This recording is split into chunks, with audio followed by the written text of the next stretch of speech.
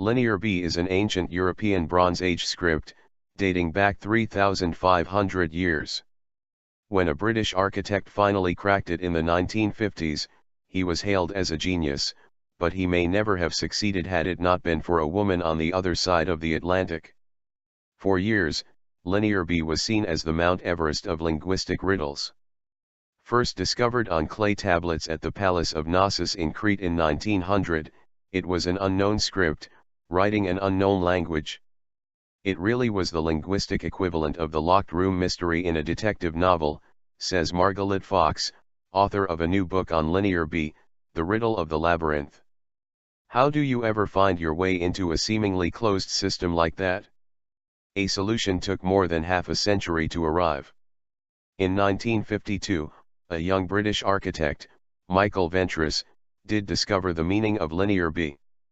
Ventris was the very model of a solitary, tortured genius, so much so that the deciphering of Linear B has often been portrayed as his accomplishment alone. But some experts now argue that Ventris would never have been able to crack the code, had it not been for an American classicist, Alice Kober.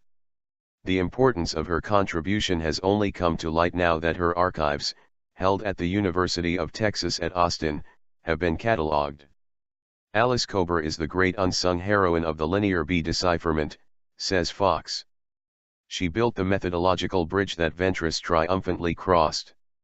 As is so often the case in women's history, behind this great achievement lay these hours and hours of unseen labor by this unheralded woman, she says.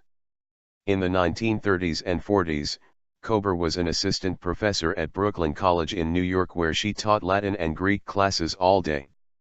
Kober lived with her widowed mother, and there is no record in her papers of a social or romantic life of any kind.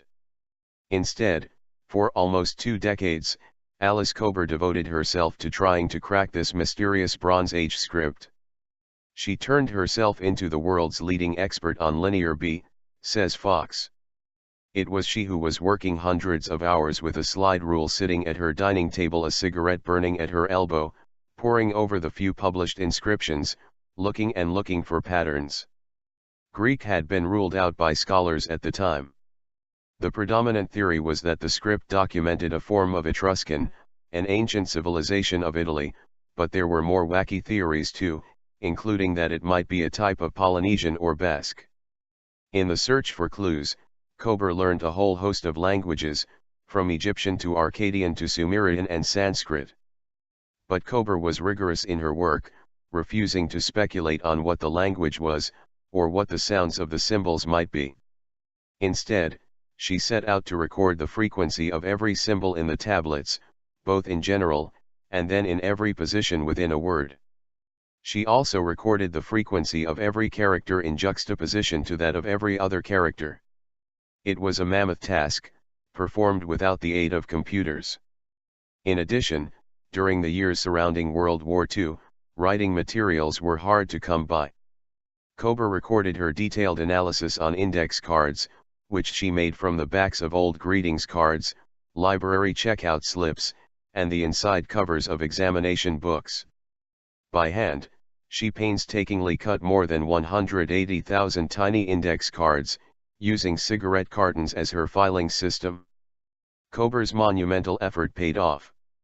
She spotted groups of symbols that appeared throughout the inscriptions, groups that would start the same, but end in consistently different ways. That was the breakthrough.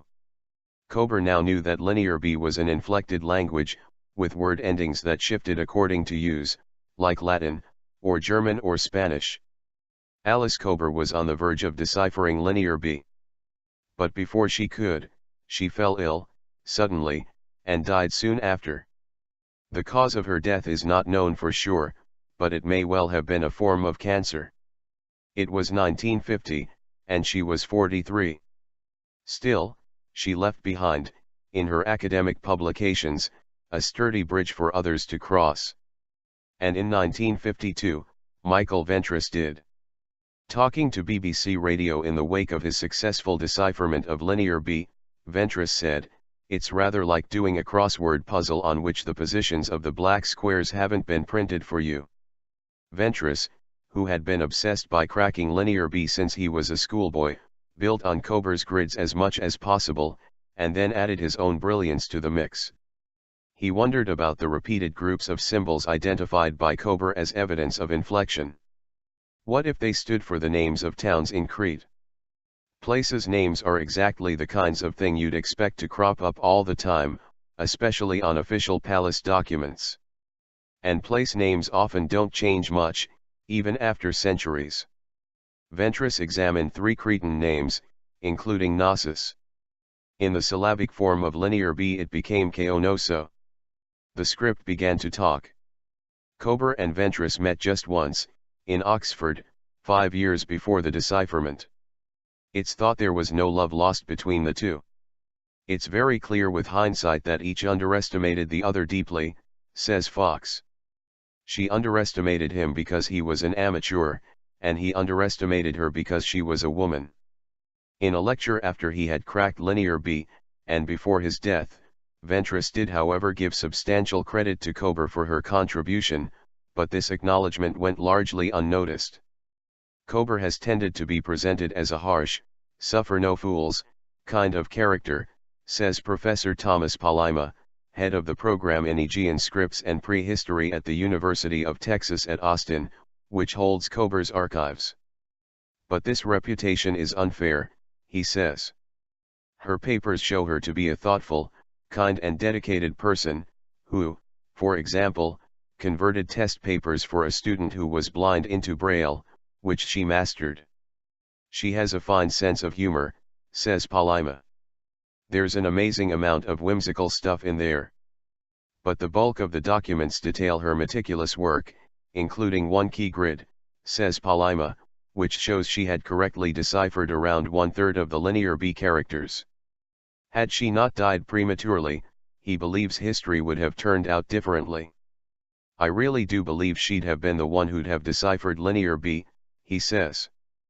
But still some scholars question whether Kober would have had the creative spark to jump the final hurdle. And no one is questioning Ventris' achievement or claim to be the one who finally cracked it. Linear B, it turned out, was, after all, a form of ancient Greek, which had been taken to Crete by invaders from the mainland. The Greeks themselves did not develop an alphabet until centuries later, but at Knossos their language was written down for the first time, using an ancient script indigenous to the island. Indeed there is also another, even older, Cretan writing system, some of which was also found at Knossos. It's called Linear A. But there's very little of it, too little to allow a decipherment. So far.